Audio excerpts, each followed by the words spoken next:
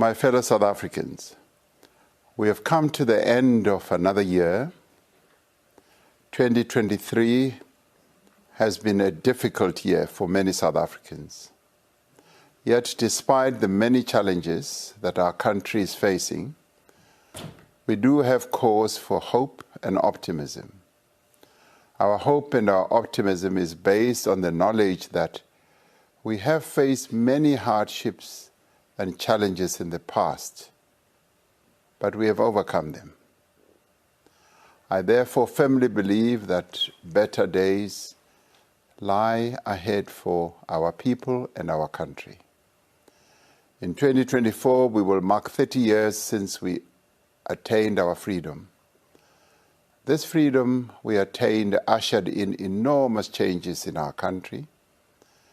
As we reflect on our journey over these 3 decades, we are reminded of how far we have come and of the important progress that we have made since 1994. The findings of Census 2022, which were released earlier this year, relate how our country has been transformed in a number of respects to enable South Africans to lead lives of dignity. In South Africa today, nearly 9 out of 10 households live in formal dwellings. This was not the case 30 years ago. Close to 95% of our people have access to electricity. 8 out of 10 households have access to water, either inside their dwellings or in their yards. The proportion of young people in education has grown dramatically. Matric pass rates have improved, and a far greater proportion of adults in our country have completed high school. This is a country that is moving ahead with determination and purpose to steadily reduce the poverty that we inherited in 1994. Just as we continue to work to overcome the legacy of our past, so too will we rise to meet our current challenges of unemployment, of poverty, of crime, gender-based violence, rising food prices, and a severe electricity crisis, as well as a logistic crisis. It is the poorest of our people who are most affected by these problems. To address these challenges, we are at work to rebuild our economy and our society in the wake of the devastating COVID-19 pandemic. Notwithstanding the many setbacks that we have had to confront, our economy has proven to be resilient and is now larger than it was before the pandemic struck. Under difficult conditions, we have recovered the jobs that were lost due to COVID-19. While we experienced some of the worst load shedding ever in the first few months of 2023, through an intense focus on implementing the Energy Action Plan, there has since been a steady decline in the severity of load shedding. Through regulatory changes and other measures, we are seeing massive new investment in energy generation and in the installation of rooftop solar. The Northern Cape alone has seen well over 70 billion rand of investments in renewable energy as the sunniest province in our country. We are encouraged by the confidence of local businesses and international investors in our country's prospects. We continue to attract new investment, which supports the growth of local businesses and creates more jobs. Government departments, Transnet, industry, and other social partners, as well as Eskom, are working closely to address the electricity challenge and also working closely to relieve congestion at our ports and increase the volumes of freight being carried on our key rail corridors. To address the crisis of unemployment, government has undertaken a number of interventions, including the Presidential Employment Stimulus.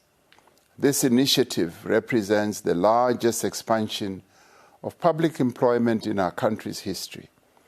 It has provided life-changing opportunities to more than 1.2 million unemployed South Africans in a number of sectors such as education, agriculture, environmental management and conservation, science and innovation, and the creative sector. This year, Parliament passed a number of laws aimed at further improving the lives of South Africans. These laws include the National Health Insurance Bill, which will pave the way for equality in the provision of healthcare services to all our people.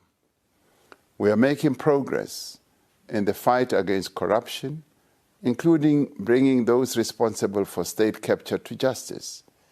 We are putting in place laws, institutions, and practices that reduce the potential for corruption. To build communities that are safe and secure, the South African Police Service has established specialized task teams to tackle organized and violent crime, as well as crimes of economic sabotage. To bolster our fight against criminality, we have trained and continue to train thousands of new policemen and women. In advancing our country's development, we will remain engaged in matters of global concern. We will continue to work to ensure that those countries with the greatest responsibility for global warming support developing economies to respond to the effects of climate change, to address the challenges such as floods and fires that many developing economy countries are going through, such as ours. As a country that itself emerged from a bitter past to build a united nation, we will continue to work for reconciliation, peace, and an end to conflict and war. We have maintained a principled position against the continued oppression of the Palestinian people and reaffirmed our support for their quest for full nationhood and self-determination. We are deeply concerned by the onslaught against the residents of Gaza and the West Bank. We condemn all violence against civilians, both Palestinians and Israeli. We call for an immediate ceasefire and dialogue towards a lasting, peaceful resolution of the conflict. At this time, we pay tribute to the courage and resilience, as well as determination of South African people who have shown time and time again their ability to rise above difficulty and to embrace their common humanity. South Africa is a nation of heroes, many of them unseen and unknown. Our nation's sportsmen and women made our country proud this year. We were inspired by the victory of the Springboks at the Rugby World Cup, which they won for the fourth time, more than any other nation. The achievements of our Special Olympians made our spirits soar as a nation. The achievements of Banyana Banyana in the Africa Cup of Nations for women the previous time also made us very proud. I thank all those people who are working day by day to make our country a better place. From healthcare workers to entrepreneurs, from policemen and women to firefighters, from teachers to farmers and farm workers, from religious leaders to public servants. We remember with sadness the many compatriots who have lost their lives over the past year to disease, to crime, to road accidents, and to natural disasters. We mourn the recent loss of life and property in floods and fires in different parts of our country. We salute the rapid response teams that have always responded to these disasters to save life and property. Just a few days ago, we learned of the tragic passing of the great Mbongeni Ngema, whose creative work entertained and inspired South Africans over many decades. As the old year draws to an end and the new year dawns, let us recall the words that he penned.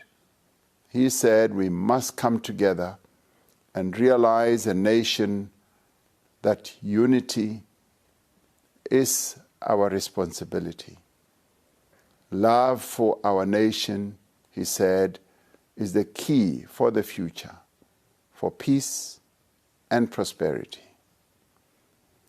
It has always been our greatest strength that we are able to come together as South Africans in times of difficulty, anchored by our shared commitment to our beautiful country.